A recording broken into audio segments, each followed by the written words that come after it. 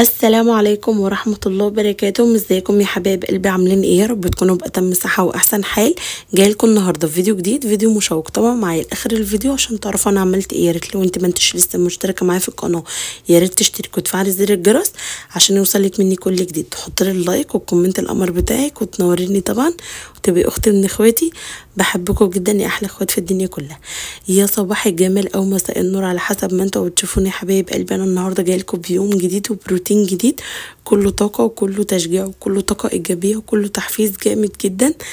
النهارده هتتابعوا معايا روتين من اوله لاخره، وهتتابعوا معايا حاجات كتيره جدا هنعملها النهارده في اليوم بتاعنا. تابع معايا لاخر الفيديو ويا رب يكون الفيديو خفيف على قلبكم، وقدرت ان انا احفزك كده ونشاطك واشجعك معايا وتقومي كده تخلصي اللي وراكي. لو انتي مكسله او لو فيكي كسل الدنيا، بعد ما هتشوفي الفيديو والروتين التحفيزي بتاعي ده هتقومي تاكلي الشقه بتاعتك اكل. زي ما انتوا شايفين كده شلت الفرشه بتاعت السرير بتاعتي وجبت ملايه تانية وحاولت ان انا اظبط كده الشكل بتاع السرير علشان اخلي المنظر معايا كويس جدا. وكمان ظبطت كده الدنيا، وكمان هتتابعوا معايا التنظيفات. بقالي فتره ما تابعتش معاكم اي حاجه وما نزلتش معاكم اي حاجه، والله بيبقى غصب عني لان انتوا عارفين ان انا ما بيبعدنيش عنكم غير الشديد القوي. بس يعني حصل كده شويه دروبات ورا بعض.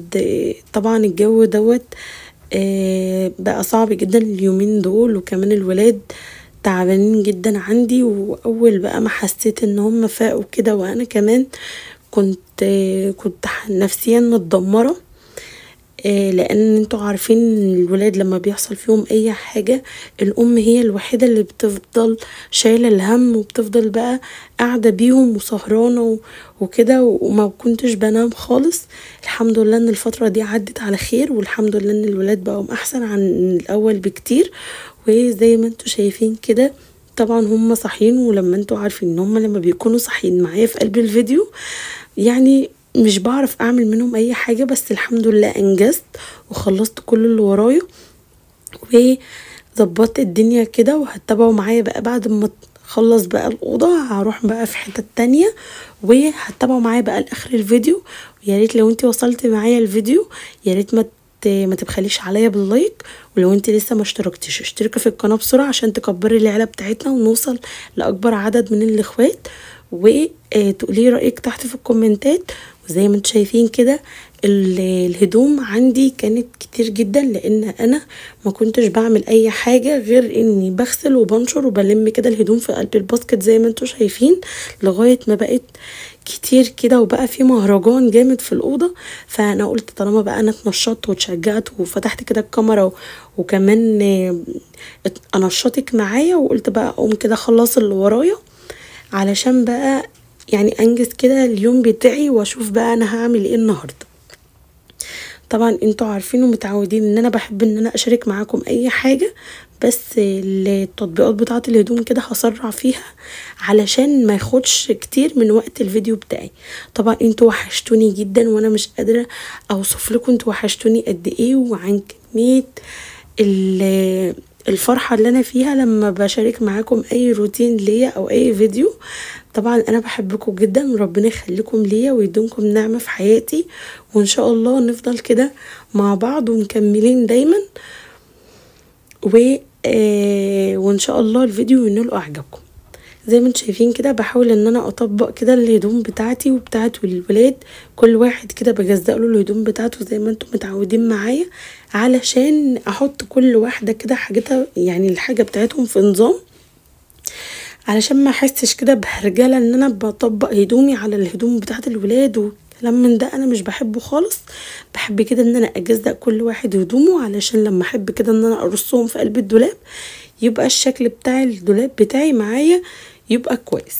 طبعا انتوا شايفين الولاد بهدلين الدنيا معايا وعمالين يلعبوا ويتنططوا، ربنا يخليهم لي يا رب. طبعا انا كنت مفتقده الهرجله بتاعتهم ديت والشقاوه بتاعتهم ديت علشان هما كانوا تعبانين جدا. ربنا يا رب ما يوريني فيهم اي حاجه وحشه، ويخلي لكم ولادكم وحبايبكم وان شاء الله اي واحدة نفسها في الذرية الصراحة يا رب بتمنى لك من قلبي ان ربنا ينول كل اللي في بالك، وان شاء الله يرزقك بالذرية الصالحة عن قريب، لان طبعا الولاد دول نعمة كبيرة جدا ربنا بيديها للواحد. وفي يعني ربنا يرزق كل مشتاق. زي ما انتوا شايفين كده بحاول ان انا اظبط كده الدنيا، وهاخد بقى الحاجات دي كلها هروقها بقى مع نفسي علشان ما ياخدش طبعا وقت كبير قوي من الفيديو. طبعا زي ما انتوا شايفين كده لميت الدنيا، وهبدأ بقى ان انا اكنس كده السجادة بتاعتي. طبعا انتوا شايفين ان الاوضه مش متبهدله خالص، لان انا كنت على طول ايدي فيها، ما كانش فيها هرجله كتير. بس طبعا انتوا عارفين ان الولاد بيلعبوا وبيعملوا باكل في ايديهم، بيرموه كده شبشب زي ما انتوا شايفين كده، حاجه الولاد بينطوروها كده في كل حته. ربنا يخليهم لي يا رب ويبارك لي فيهم ويبارك لكم في ولادكم وحبايبكم يا رب. هبدا بقى ان انا اكنس بقى الجزئيه ديت. طبعا انا مسحت كده الخشب معايا لان انا كنت عايزه اختصر من وقت الفيديو، عملته كده مع نفسي علشان في حاجات كتيره زي ما انا قلت لكم هتتابعوها معايا. انا متابعه معاكم الفيديو من بدري، من الساعه 11:30. اليوم كله خلص معايا وفي الروتين بتاع البيت زي ما انتوا هتتابعوا معايا دلوقتي. يعني انا هخلص خلاص الاوضه وهطلع بقى اشوف حاجه تانية اعملها. هنا بقى ببدأ ان انا افرش كده السجاد بتاعي علشان خلاص بقى الشكل بتاع الأوضة خلاص بقى ينتهي واطلع بقى منها خالص. وده كان الشكل النهائي للأوضة يا بنات، وعجبني جدا منظر السما بجد. سبحان الله جميلة جدا. اللهم بارك، الحمد لله على النعم والحاجات اللي ربنا بيديها لنا. وخلاص بقى انا خلصت الاوضه وطلعت بقى على المعركه التانية اللي هي الانتريه. طبعا المنظر ما كانش يسر خالص في الانتريه. طبعا انا طلعت اتلاقيت جزم مرميه في الارض وحاجات كده، حاولت ان انا الم اللي انا قدرت ان انا المه، وبدات كده ان انا اتنشط بقى واكمل تشجيع كده وتحفيز، واقوم برضو اخلص بقى كل اللي ورايا علشان بقى ارتاح واحس بقى بالراحه النفسيه بعد ما بخش كده مكان وبطلع منه بحس ان هو نضيف كده. خلاص بقى ده الروقان والراحه النفسيه بالنسبه لي، وان انا انجزت اليوم بتاعي كله زي ما انتوا هتتابعوا معايا كده. ويا رب الفيديو يكون خفيف على قلبكم. ولو انتوا تابعتوا معايا لغايه دلوقتي وما نزلتش حطي لي اللايك، انزلي بسرعه حطي لي اللايك عشان اللايك بتاعك ده بيفرق معايا وبيشجعني وبيحفزني ان انا انزل لكم فيديوهات. وكمان تقولي رايك في الكومنتات تحت. ولو انت ما اشتركتيش في القناه بسرعه اشتركي في القناه بسرعه عشان تكبري العيله بتاعتنا وتبقى اكبر عيله على اليوتيوب. طبعا ده مش هيحصل غير بفضلكم انتوا، بدعمكم ليا وبحبكم ليا. ربنا يدومكم نعمه في حياتي باذن الله، ونفضل كده مكملين مع بعض. طبعا انا بس بحب ان انا اتكلم معاكم شويه. طبعا اي فيديو انا بنزله بحب ان انا اشاركه معاكم، وطبعا اي راجل هيتفرج عليا وان انا بقول الكلمتين دول هيتضايق جدا من الكلام اللي انا هقوله. الرجاله اليومين دول يقعدوا يقولوا لمراتاتهم انتوا بتعملوا ايه، انتوا بتعملوا، انتوا قاعدين في البيت. ما يعرفوش ان احنا شايلين المسؤوليه كلها على دماغنا، مسؤوليه بيت واطفال، وان انتي بتاخدي بالك من الولاد وتغسلي وبتنشري وبتعملي حاجتك وبتخلصي اللي وراكي. لو سبت البيت يوم واحد بس وقعدتي كده انتختي هيبقى في دربكة وبهدلة ما بعدها بهدلة. طبعا انتي اساس البيت. سيبك بقى من جوزك اللي يقعد يقولك انت بتعملي ايه، انت اصلا ما بتعمليش حاجة، انت مش حاسة بحاجة، الكلام من ده. انت بتتعبي اكتر من ما هو بيتعب بكتير جدا. انت بتشوفي اول ما بتصحي من النوم بتشوفي هتعملي ايه، بتشوفي بيتك، بتشوفي ولادك. موضوع الولاد ده في ذات حده حوار تاني، ان انتي تشوفي تاخدي بالك منهم وتأكليهم وتشربيهم وتلبسيهم وتاخدي بالك لو انت معاكي طفل صغير بتاخدي بالك منه وتشوفيه وتراعيه. وغير بقى الاكل وان انتي تغسلي المواعين وبتغسلي وبتنشري وتنضفي، ما بتسيبيش اي حاجة وسخة من حواليكي. وبرضو لازم تهتمي بمنظر البيت وبمنظرك انت كمان. يعني هما ما يعرفوش حاجة زي ديت، ان انت بتتعبي جدا ويمكن بتتعبي اكتر من ما هو بيتعب. على الاقل هو بيلاقي مقابل تعبه اللي هو بيتعبه. انما انت من اول ما بتصحي لغاية ما بتنامي، ده لو نمتي ساعتين على بعض بتوري في قلب البيت، ما بتقعديش نهائي. بجد ربنا يكون في عونك وفي عوني وفي عون كل ام شايله مسؤوليه بره البيت وجوه البيت، لان في ستات كمان بتشتغل وبترجع تخلص امور بيتها. بجد انتوا يعني تاج على الراس بجد، وهم يا ريت يقدروا حاجه زي ديت، ان انتوا بتتعبوا يمكن اكتر ما هم بيتعبوا. طبعا انا مش عايزه اي راجل يتفرج عليا ويتضايق من كلامي، لان فعلا انا كلامي ده اللي بيحصل فعلا. ان الام هي اساس البيت، هي عمود البيت. الراجل ما قله الا انه بيصرف وبيجيب مصاريف البيت بس. انت بقى بتشوفي بقى الطلبات وبتشوفي الحاجات وبتخلصي اللي وراكي وبتشوفي طلبات بيتك وبتشوفي التزامات ولادك وبتشوفي حاجاتك وبتخلصي امورك وكل حاجة. يمكن يعني ساعة على بعض انك تناميها ما بتحصلش. بجد يعني ربنا يكون في عونك وفي عوني وفي عون كل ام شايله المسؤوليه بره البيت وجوه البيت. بجد انتوا ربنا يحميكوا بجد.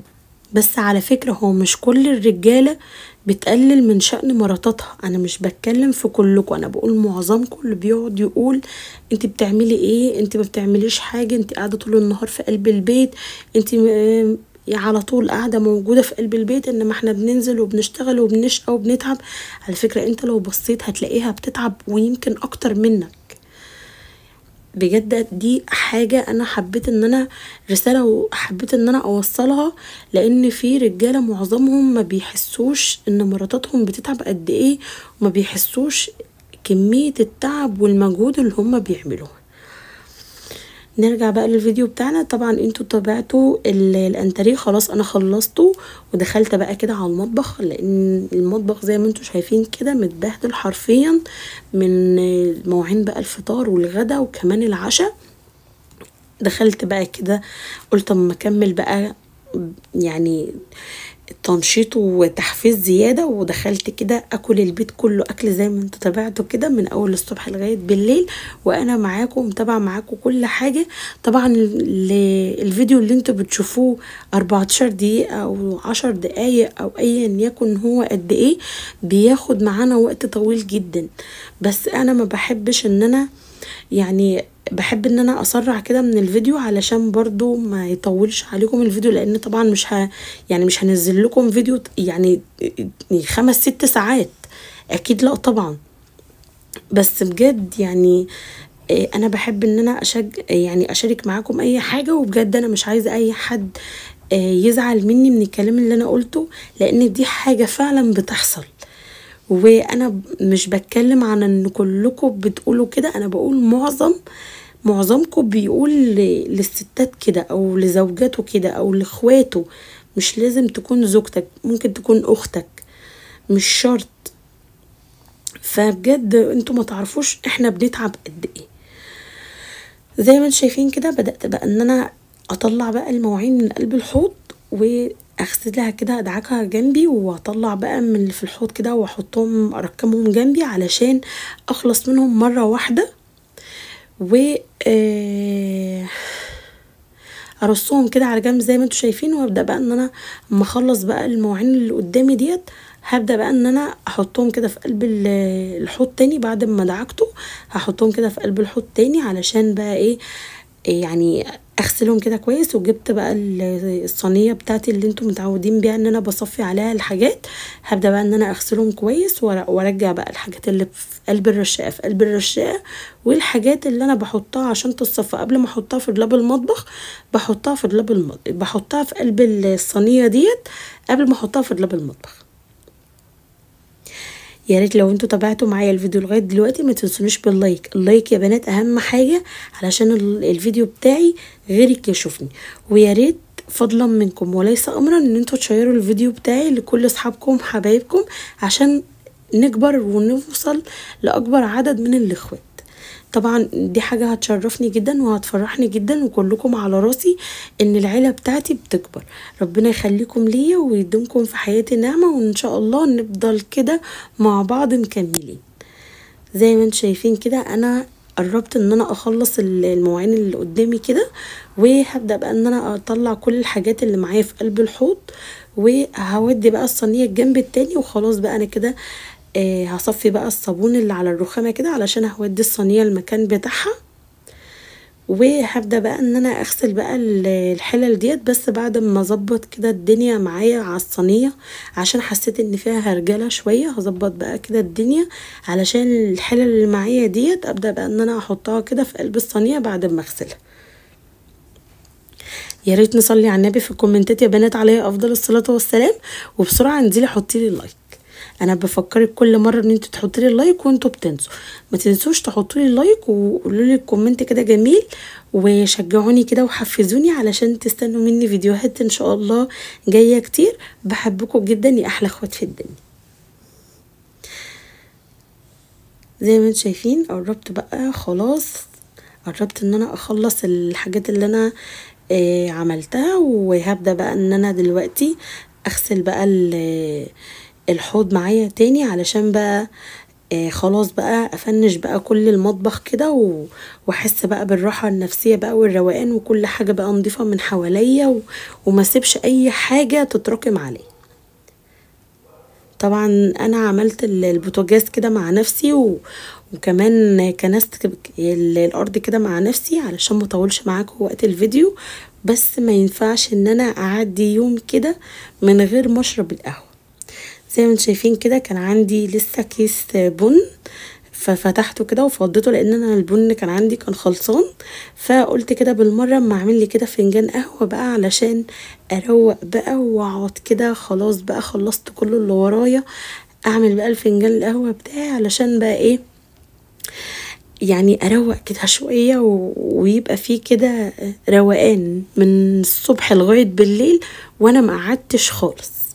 زي ما انتوا تابعتوا كده، والحاجات اللي انا بحاول ان انا اتابعها معاكم بشاركها معاكم، والحاجات اللي انا عملتها مع نفسي طبعا بقول لكم عليها علشان انتوا تعرفوا انا عملت ايه.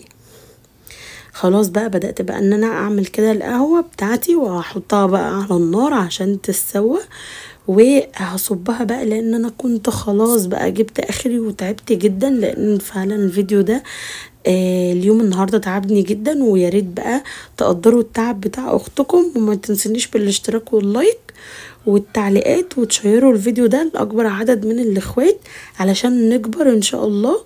وربنا يخليكم ليا وما يحرمنيش منكم ابدا، وطبعا ده فضلا وليس امرا. خلاص كده خلصت القهوه، وده كان الشكل النهائي للمطبخ يا بنات. بحبكم جدا، ما تنسونيش بالاشتراك واللايك والشير والكومنتات. تصبحوا على الف خير.